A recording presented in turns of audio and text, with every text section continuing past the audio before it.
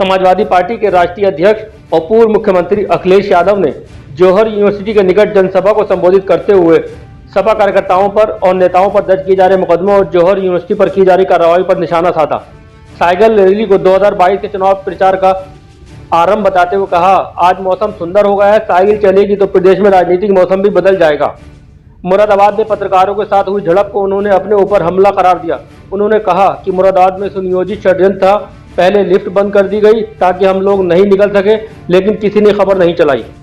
बंगाल में मुख्यमंत्री ममता बनर्जी के समर्थन में भी बोलते हुए कहा कि उन पर तमाम एजेंसियां उनके पीछे लगा दी गई हैं, उन पर भी हमला किया जा रहा है।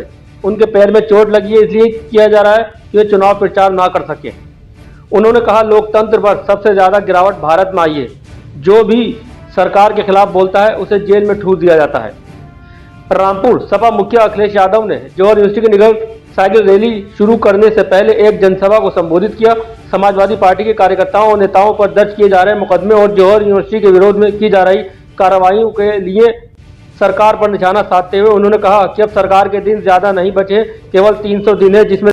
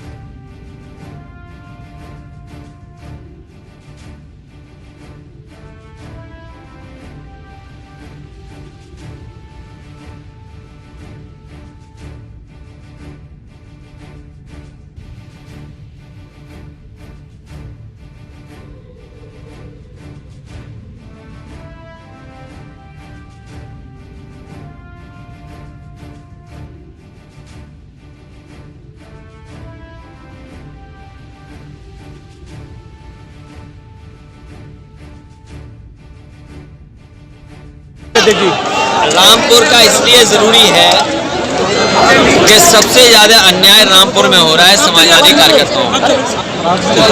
आदरणीय आजम खान साहब उनके तमाम सहयोगी साथियों पे न जाने कितने झूठे मुकदमे लगे हैं और वो आज हमारे बीच नहीं है। कहीं न कहीं प्रशासन ने फंसाया है और सरकार के इशारे पर तमाम झूठे मुकदमे लगे हैं। हमें न्यायपालिका पे भरोसा है कि न्यायपालिका से आदरणीय आजम खान साहब, उनके साथी और परिवार को न्याय मिलेगा। तो क्या मैसेज देना चाहते हैं? ये रैली कहाँ से कहाँ तक जाएगी? लगातार समाजवादी पार्टी लड़ रही है और लड़ती रहेगी। ये रैली कहाँ से कहाँ तक जाएगी? ये फिलहाल जहाँ तक रामपुर के लोगों ने कार्यक्रम बनाया वहाँ तक साइकिल जाएगी। कल फिर रामपुर से लेकर के लखनऊ तक चलेगी। लगातार हर जिले में इसी तरह विधानसभा के एक विधानसभा फिर दूसरी विधानसभा साइकिल यात्रा चलती रहेगी। कल मुरादाबाद की घटना पे क्या कहना चाहेंगे? मैं इतना ही कहूँगा कि सबकी सीमाएं हैं और रिकॉर्डिंग वगैरह सब जानते हो सच्चाई आप, और पत्रकार की भी सच्चाई जानते हो, इसलिए कम से कम लोकतंत्र बचाने के लिए आप लोग भी आगे आए। सर, सपा पर भी लगातार आरोप लगे हैं कि आजम खान वाले मामले में ज़्यादा बोले नहीं हैं। अगर पूरा रिवाइंड करके देखोगे तो केवल समाजवादी पार्टी ही बोली है, बाकी दोनों दल बीजेपी कांग्रेस उन्हें फंसाने में लगी है। मुझे दुख है कि आज के समय पर ऐसे भी पत्रकार हैं जो परवाह नहीं करते हैं किसी की, और केवल हमला हमारी सिक्योरिटी पर नहीं हुआ है। जिस तरह की तैयारी थी वो हमला हम पर होने के लिए था। ये पत्रकार जरूर रहे होंगे, लेकिन इनका इतिहास बताता है और सरकार का जो इनके साथ है वो ये बता रहा है कि हमला सीधा सीधा कहीं ना कहीं अपमानित कर दो, इसलिए हमला था। अखिलेश जी, ये रैली अब आगे तक जाएगी तो आप खड़े हो, आप तो नहीं जिद कर रहे हो।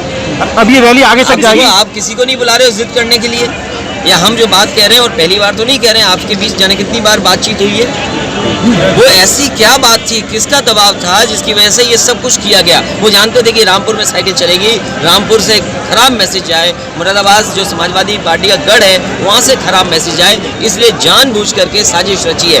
क्या आप बंगाल में नहीं देख रहे हैं ममता बनर्जी के साथ क्या हो रहा है? वो मुख्यमंत्री न बन जाए, जनता मुख्यमंत्री बनाना चाहती है, जनता बनाएगी मुख्यमंत्री उन्हें, लेकिन क्या साजिश चल रही है? तो इसी तरह हमला समाजवादियों पे नहीं बल्कि पूरे के पूरी हम लोगों पर हमला था। तो आगे जो रैली जाएगी, आगे जो अखिलेश जी प्रशासन जांच इसलिए करे कि लिफ्ट की लाइट गई, लिफ्ट में हम फंसे रहे, आखिरकार लाइट क्यों गई और लिफ्ट में क्यों बंद रहे, और उसके बाद जिस तरीके का तमाशा हुआ या प्रेस ने जिस तरीके का, एक दो लोगों ने, सबने नहीं, एक दो लोग कहां से आए जो पूरे माहौल को बिगाड़ना चाहते थे, क्योंकि सिक्योरिटी हम पे भी है और प्रशासन को कम से कम ये बात साफ करनी चाहिए कि आखिरकार जिम्मेदारी किसकी थी, सिक्योरिटी होनी चाहिए वहां पर। सर लिफ्ट में कितने टाइम तक फंस रहे हैं? हाँ, कम से कम 5 मिनट। तो आगे रैली जाएगी तो इस तरह क्या संदेश देना चाहते हैं कई और जिलों में? क्या कहेंगे आप, क्योंकि सपा पर भी हो रहा है? मुकदमे तो हम पे भी दर्ज हो रहे हैं। जी जी जी। समाजवादी पार्टी पे दर्ज हो रहे हैं, कोविड में दर्ज हुए, एनआरसीसी में दर्ज हुए, एनआरसी में हुए, सीए में हुए, सब पे मुकदमे दर्ज। और पत्रकार साथी अगर सच दिखा दे तो पत्रकारों पे भी हो रहे हैं। और तभी दुनिया में लोकतंत्र की सबसे ज्यादा गिरावट का अगर कहीं आंकड़ा आया तो भारत का आया है। आप कुछ सच नहीं बोल सकते, सच बोलोगे जेल भेज दिए जाओगे, आप कोई आंदोलन करोगे तो जेल भेज दिए जाओगे। पॉलिटिकल लोगों पे सबसे ज्यादा अन्याय, झूठे मुकदमे कहीं लग रहे हैं तो भारत में लग रहे हैं, इसीलिए तो डेमोक्रेसी के ग्राफ में आप नीचे जा रहे हैं। सर आप दुनिया में कैसे दिखाओगे कि भारत एक डेमोक्रेटिक कंट्री है? सर, आपका कहना है कि हमला आपके ऊपर था कि आगे भी इस तरीके का खतरा है? 2022 में